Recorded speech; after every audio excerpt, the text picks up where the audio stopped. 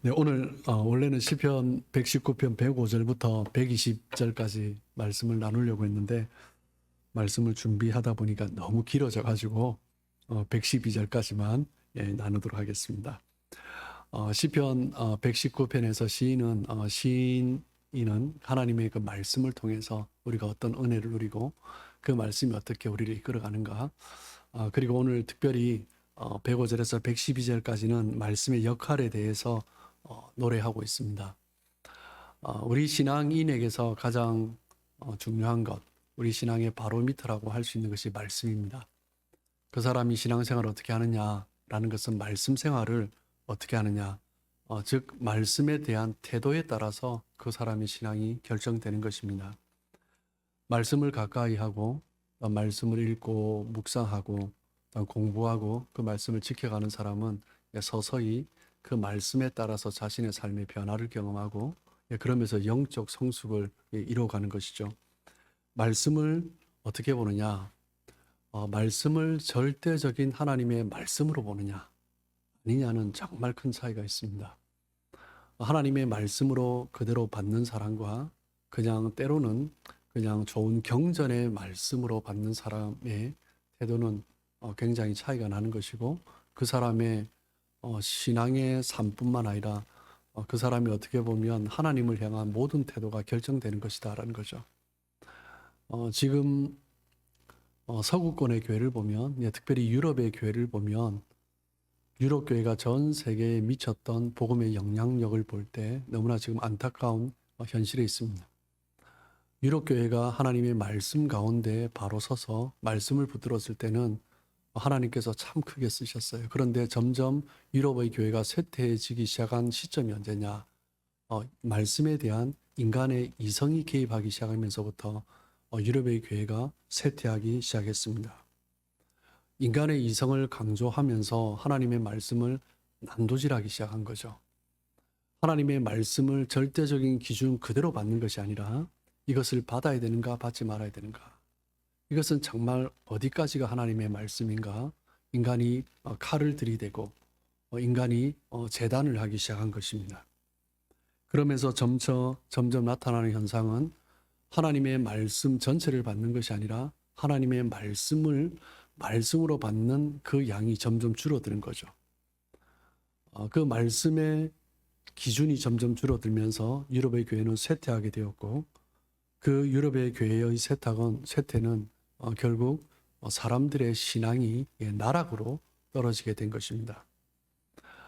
로마 가톨릭 교회가 심하게 부패에 이르렀던 이유도 하나님의 말씀을 무시한 것입니다.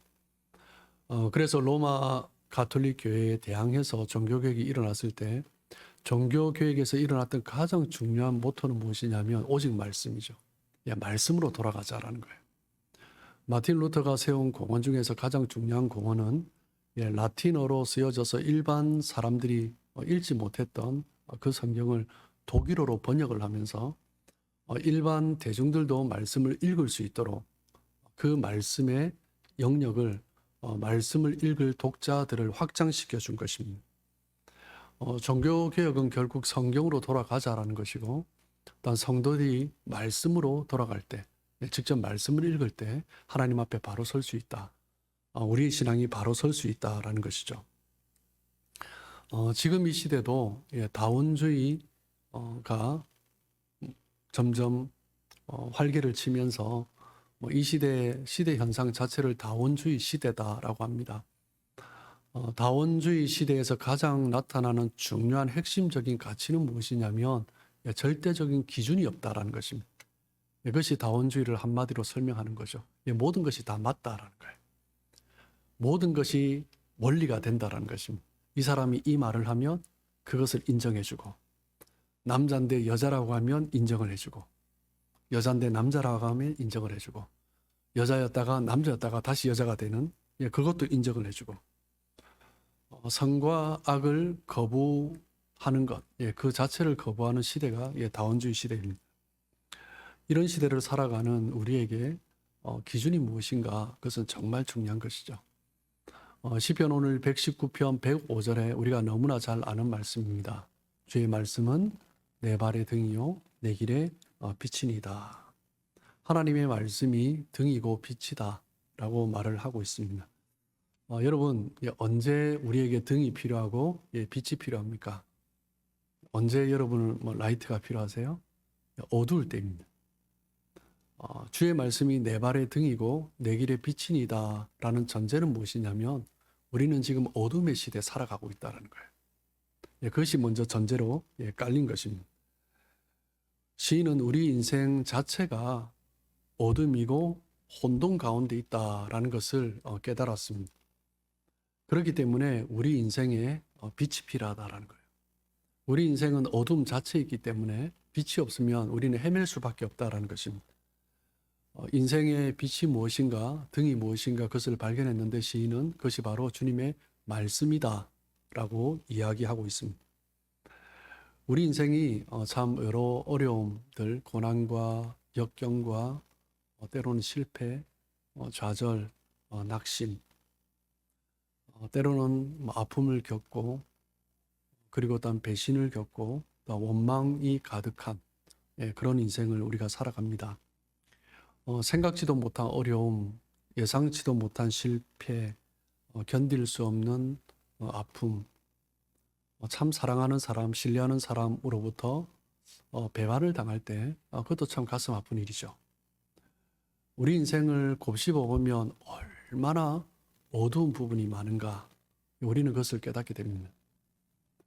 시인은 우리 인생 전체가 어둠 가운데 있다라는 거예요. 이것을 먼저 전제로 하고 있는 것입니다. 그래서 우리의 인생이 어둠이기 때문에 우리에게 필요한 것은 빛이다, 말씀이다 라는 거예요. 어둠 가운데 있는 인생은 당연히 빛이 필요한데 빛이 없이 그냥 어둠이 편안한 인생이 있습니다. 어떤 인생이 그렇습니까? 도둑놈이 그래요. 도둑놈은 어둠 가운데 어둠만 있기를 바랍니다. 빛이 있으면 불편합니다. 요한복음 1장 5절 말씀을 보시면 빛이 어둠에 비치되 어둠이 깨닫지 못하더라. 빛이 비추었지만 사람들이 깨닫지 못합니다. 이 말은 빛이 있는데 왜 깨닫지 못합니까? 그 의미가 아니죠. 빛을 싫어하는 거예요. 빛을 배척한 것입니다. 내 인생에 빛이 필요하다라는 필요성을 깨닫지 못하는 거예요. 오히려 미워하는 것입니다. 자신의 인생에 빛이 비추어지는데 그 빛의 필요성을 깨닫지 못하는 사람은요, 빛이 아무런 의미가 없는 것입니다. 그래서 빛이 비추었는데 어둠이 깨닫지 못하는 거죠. 즉 시인이 말을 하는 것은 무엇입니까? 요한복음 1장에서도 하나님의 말씀이 육신이 되어 우리 가운데 임하셨다라고 이야기하죠. 사도 요한 또한 마찬가지고 시편 119편의 시인 또한 마찬가지입니다. 정말 우리에게 필요한 것은 빛 대신 주님을 붙드는 것, 말씀으로 오신 주님을 붙드는 것, 주의 말씀을 붙드는 것, 그것이 우리 인생에 가장 필요하다라는 거죠. 시편 기자는 105절에서 시편 119편이 굉장히 길죠.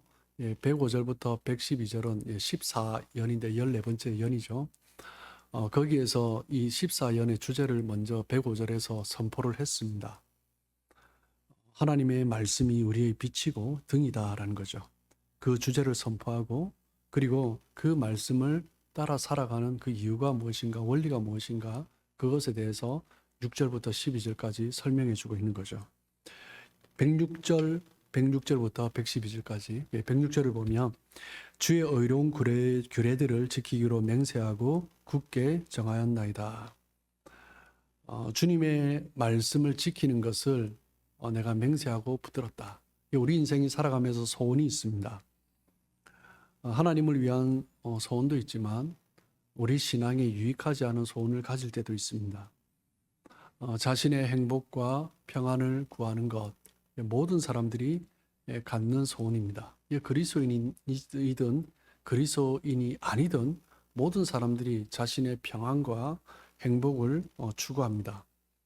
그런데 그리스도인에게서 정말 놓치지 말아야 할 것은 주의 말씀 안에서 우리가 그 평안과 그 행복을 추구해야 한다라는 거죠. 뭐 때문에 그렇습니까? 주의 말씀이 이 어두운 세상에 비치고 등이기 때문이다라는 거죠. 전심으로 주의 말씀을 따라 살아갈 때 그때 주님께서 내 삶을 책임져 주신다. 그렇기 때문에 주님의 말씀을 붙들겠습니다. 맹세하고 굳게 정하였다라는 거죠. 107절 말씀을 보면 나의 고난이 매우 심하오니 여호와여 주의 말씀대로 나를 살아나게 하소서. 우리 인생이 고난의 연속입니다. 이 어두운 세상 가운데 정말 고난 가운데 있는 거죠. 그러면서 시인이 뭐라고 고백합니까? 나를 살아나게 하십시오. 이 의미는 그냥 어둠 가운데 내가 살아가고 있다는 것이 아니라 이 어둠 가운데서 내가 죽었다라는 거예요. 어둠의 영향력 가운데 즉 죄의 영향력으로 내가 죽어버렸다라는 것입니다. 죽은 사람은 아무것도 할 수 없는 거죠. 그래서 나를 살아나게 해주십시오. 연약한 심령, 죽은 심령이 살아날 방법은 오직 하나, 하나님의 말씀이다라는 것입니다. 그것을 이야기하는 거죠. 히브리서 기자도 얘기하고 있는 것처럼 하나님의 말씀은 살았고 운동력이 있다. 우리의 심령과 우리의 영혼과 관절과 골수를 찔러 쪼갠다. 하나님의 말씀이 살아있기 때문이죠. 하나님의 말씀은 살아있기 때문에 우리의 영혼도 살리시고 그리고 우리의 질병도 회복시켜 주시는 것입니다. 하나님의 말씀은 살아있기 때문에 죽은 사람도 살리고 죽어가는 사람도 살리는 거죠. 하나님의 말씀은 살았기 때문에 우리의 삶 가운데 정말 죽었던 것 같은 그런 인생의 길이 새로운 역사가 일어나게 하는 것입니다. 그것이 하나님의 말씀의 능력이죠.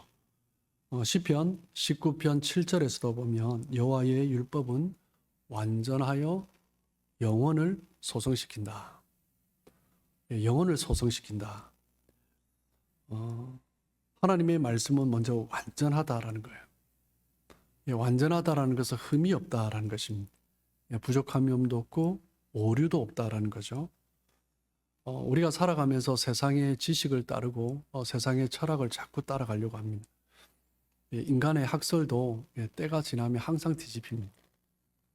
커피가 몸에 좋다 했다가 어떤 사람은 커피가 몸에 안 좋다. 발표하는 사람은 세계 유수 대학의 학자들이에요. 왜 그래요? 완전한 게 없기 때문입니다.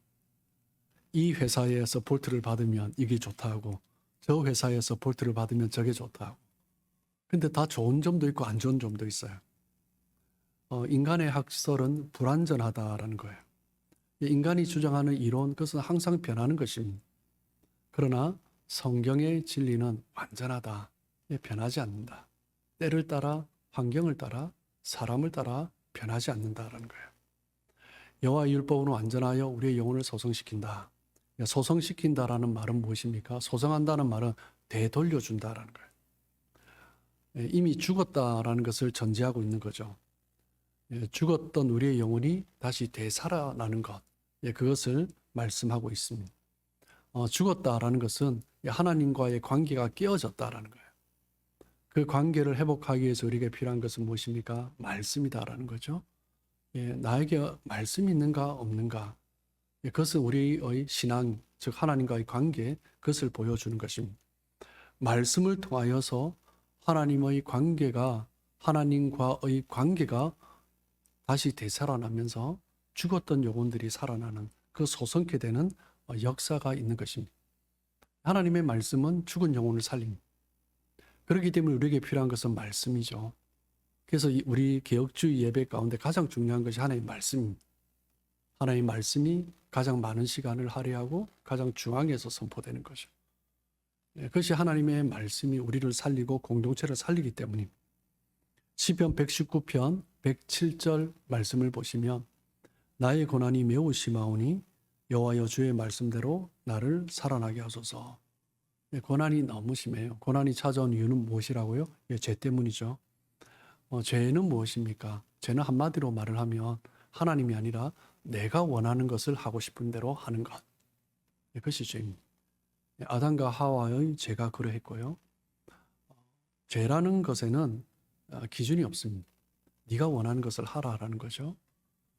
뱀이 사탄이 처음에 속삭였던 것도 원하는 대로 해보라라는 것입니다. 죄의 세력이 확장되어 가며 나타나는 것은 뭐냐면 하나님이 주신 기준이 아니라 내가 원하는 것입니다. 내가 바라는 것. 그 기준을 말하기 시작합니다. 그러면서 죄는 갈등을 일으키고 일단 살아나지 못하게 하는 것입니다. 우리가 아무리 세상의 지혜를 가지고 이것이 맞냐 저것이 맞냐 가지고 이야기를 해도 하나님의 말씀이 기준이 아니라 때를 따라 변하는 인간의 학설이 인간의 이론이 기준이 되면 다 죽어가는 것입니다. 그냥 소성할 수가 없는 거죠. 하지만 하나님의 말씀은 어디에서부터 우리가 잘못되었는가 이것을 알려주시는 것이고 그리고 어디에 무엇이 문제인가 이것을 알려주는 것입니다. 그리고 하나님의 말씀을 깨달으면 어디에서부터 다시 시작해야 되는가 그것도 깨달아지는 것입니다. 하나님의 말씀을 들으면 잘못된 것이 무엇인지 깨닫게 되고 돌이키면서 우리가 죽었던 부분들이 되살아나는 그런 역사를 경험하는 거죠. 시편 119편 108절 말씀을 보시면 여호와여 구하오니 내 입이 드리는 자원 제물을 받으시고 주의 공의를 내게 가르치소서. 자원 제물은 하나님께 감사함으로 드리는 화목 제물의 제물이 바로 자원 제물입니다.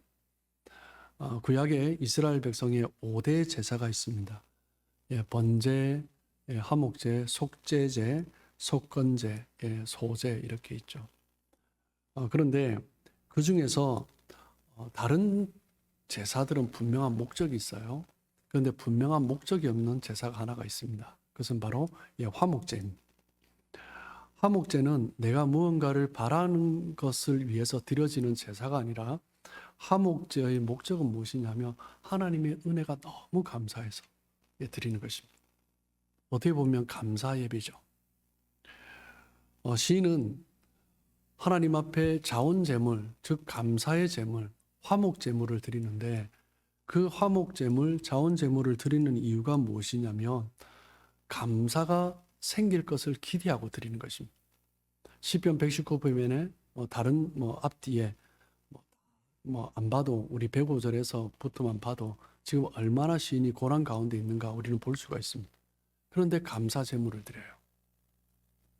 감사해서 드리는 것이 아니라 감사를 기대하며 드리는 거예요.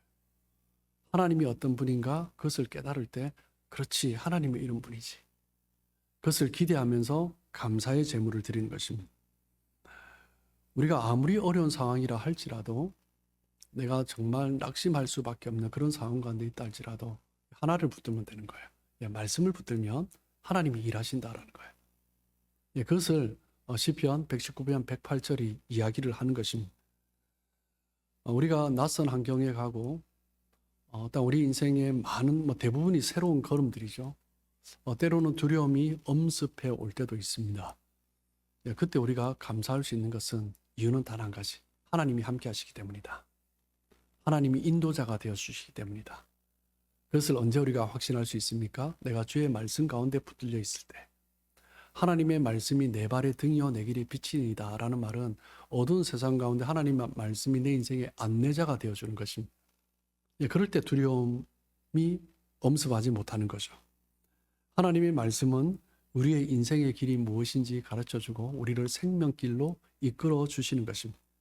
그렇기 때문에 우리는 날마다 주의 말씀 가운데 서야 하는 것이고 우리가 단 새벽 기도에 함께 드리면서 먼저 말씀을 하는 것이고 우리 성도님들이 함께 주일날 모여서 수요 기도회 때 모여서 뿐만 아니라 각자의 삶의 자리에서도 일단 큐티 우리가 교제가 있긴 하지만 그 교제가 중요한 것이 아니고 하나님께서 주신 말씀을 매일매일 은혜로 받겠습니다.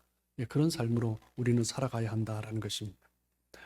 119편 109절을 보시면 나의 생명이 항상 위기에 있사오나 나는 주의 법을 잊지 아니하나이다. 시인은 지금 그냥 고난이 아니라 생명이 위기에 있는 그런 정말 힘들고 곤란한 상황입니다. 그때 붙들어야 할 것은 주의 말씀이다라는 거죠. 110절에 이어집니다. 악인들이 나를 해하려고 올무를 놓았사오나 나는 주의 법도들을 떠나지 아니하였나이다. 계속 악인들은 우리를 넘어뜨리려 하죠. 직접 어떤 악한 사람이 뿐만 아니라 악한 사단의 계계를 통하여서 우리를 자꾸 넘어뜨리게 합니다. 하나님의 말씀을 따라 살아가려고 하지만 자꾸 넘어뜨리려 합니다. 교묘하게 넘어뜨리려 합니다. 다니엘도 그랬습니다. 하나님의 말씀을 지키고 살아가려 할 때 그 고관들이 다리오 왕의 조서를 다니엘에게 향할 수밖에 없도록 꾸며 만들어서 하나님의 말씀을 지키지 못하도록 그렇게 조서를 내리게 하죠. 그럼에도 불구하고 묵묵히 다니엘은 하나님의 말씀을 지키고 결국 올무에 걸리게 됩니다. 올무 속에서도 하나님의 말씀을 떠나지 않았습니다. 이유는 한 가지예요. 내 목숨보다 하나님의 말씀을 더 소중히 여긴 거죠. 하나님의 말씀을 지킬 때 내가 목숨의 위협을 받는다 할지라도 하나님께서 나를 살리실 것이고 이 땅을 사는 동안 그리 아니한다 하실지라도 하나님의 나라에 설 그날을 믿음으로 바라보며 살아가는 것입니다. 시편 119편 111절 말씀을 보시면 주의 증거들로 내가 영원히 나의 기업을 삼았사오니 이는 내 마음의 즐거움이 됨이니이다. 여러분, 기업이 무엇입니까? 내가 누리는 이 땅의 복이죠. 기업은 나에게 있는 것이지만 또한 대대로 또한 조상들에 의해서 물려받는 것입니다. 하나님께서 나에게 주신 축복, 후손들에게 물려주는 거죠. 이게 무엇입니까? 시인은 그것이 말씀이어야 한다는 거예요. 그 기업이 받은 유산이 즐거움을 주는 것이지만 다른 것이 즐거움이 아니라 하나님의 말씀이 주의 증거가 우리에게 물려지게 될 때 그때 즐거움이 된다는 거예요. 그렇기 때문에 자녀들에게 우리가 주어야 할 것은 말씀이다라는 거예요. 하나님의 말씀이 어떤가? 어떤 분들은 그런 결단을 하세요. 돌아가시면서 재산 아무것도 안 물려주고 그냥 신앙만 남겨주겠다. 기대했던 자녀들이 깜짝 놀라죠. 하나님께서 기뻐하신 일이다라는 거예요. 이것은 하나님 위해서 쓰고 너희들은 신앙 가운데 바로 서라. 부모가 물려준 재산 때문에 싸우고 갈라지는 경우가 얼마나 많습니까? 그렇기 때문에 하나님 앞에 그렇게 우리는 세워가야 한다라는 거예요. 시편 119편 9절 말씀을 보시면 청년이 무엇으로 그 행실을 깨끗게 하리까? 주의 말씀만 지킬 따름이니다 라고 고백합니다. 청년의 때 육신의 종료, 안목의 종료, 이생의 자랑, 우리를 넘어뜨리라는 것이 참 많습니다. 그런데 청년 때 우리를 붙들어 줄 수 있는 가장 중요한 것은 말씀이다라는 거예요. 믿음의 선진들의 삶의 모습을 보면요, 청년 때 어떤 말씀 가운데 내가 섰는가, 청년 때 나를 붙들어 줬던 말씀이 평생을 이끌어가는 것을 봅니다. 그래서 119편 99절 100절을 보시면 내가 주의 증거들을 늘 읊조림으로 나의 명철함이 나의 모든 스승보다 나으며 주의 법도들을 지킴으로 나의 명철함이 노인보다 나으니이다. 하나님의 말씀 가운데 바로 선 청년은 스승보다 노인보다 더 지혜롭고 명철하다라는 거예요. 성경은 분명하게 흰머리에 대해서 고개를 숙이라라고 존중하라라고 말을 하지만 더 중요한 것은 하나님의 말씀이다라는 거예요. 나이가 많다고 인생을 오래 살았다라고 지혜로운 것이 아니라 말씀 가운데 선 사람이 가장 지혜로운 사람이다. 내가 말씀 가운데 섰다면 정말 인생의 철학과 많은 학식과 경험이 있다 할지라도 말씀 가운데 바로 서지 않은 노인과 스승과는 비교할 수 없는 지혜와 명철이 우리에게 있다는 거예요. 그렇기 때문에 이 말씀은 청년과 부모에게 동시에 주는 말씀이에요. 노인이 되어서 부모가 되어서 가장 중요하게 이야기해야 될 것은 말씀이고 그것은 말씀을 증거해 주어야 하고 그것이 가장 지혜로운 일이고 명철이고 젊은 사람도 마찬가지. 우리 인생 가운데 가장 먼저 발견할 것이 말씀이고 그 말씀을 따라 살아갈 때 하나님 주시는 지혜와 명철을 얻을 수 있다라는 거죠. 112절입니다. 내가 주의 율례들을 영원히 행하려고 내 마음에 기울였나이다. 영원히 행하려고. 뭐 죽을 때까지 행하려고가 아니라 영원히 행하려고. 주님의 말씀에 맛을 본 것입니다. 주의 말씀이 얼마나 단지 꿀송이보다 더 단 말씀. 주의 말씀이 주는 즐거움, 주의 말씀이 주는 온전한 기쁨, 그것을 맛본 거예요. 그러니까 주의 말씀을 붙들겠습니다. 죽을 때까지 아니라 영원히. 정말 내 마음을 주님의 말씀에 귀 기울이겠습니다. 그렇게 고백하는 거죠. 저와 여러분, 우리 모두에게 주시는 말씀입니다. 여러분은 얼마나 말씀에 귀 기울이고 있고, 얼마나 말씀에서 내 인생의 답을 찾으려고 하고 있고, 말씀에서 내가 무엇을 비즈니스를 하든 나의 진로를 결정하든 말씀에서 답을 찾고 있는가. 사람들의 관계 속에서 어떤 일을 처리해 갈 때, 갈등이 있을 때 나는 내 생각으로 하고 있는가, 주의 말씀을 따라 하고 있는가. 우리는 그것을 늘 귀 기울여서 찾아봐야 합니다. 내가 말씀을 사모하고 있는가, 얼마나 말씀이 내 삶 가운데 기준이 되고 있는가. 그것이 내 신앙의 수준이고 내 지혜의 수준이고 내 명철의 수준인 것입니다. 다원주의 시대에 우리는 다원주의 시대에 살고 있습니다. 이 다원주의 시대를 나타내는 가장 뚜렷한 현상이 뭐라고요? 기준이 너무 많은 거예요. 다 기준이에요. 그리고 어떤 사람이 무언가를 주장하면 다 인정해 줘야 돼요. 인정하지 않으면 무시하는 것이고 무례한 것이라고 다 얘기합니다. 그것이 교회 안에도 너무나 많이 들어와 있습니다. 누군가가 주장하면 다 인정해 줘야 합니다. 그러니까 점점 말씀이 뒷전으로 물러나는 거예요. 다원주의 시대에 우리가 정말 다시 한번 붙잡아야 될 것은 뭐냐면 말씀입니다. 말씀이 기준이 되고 있는가? 말씀이 빛이 되고 있는가? 말씀이 등불이 되고 있는가? 그 말씀이 우리를 이끌어주고 있는가?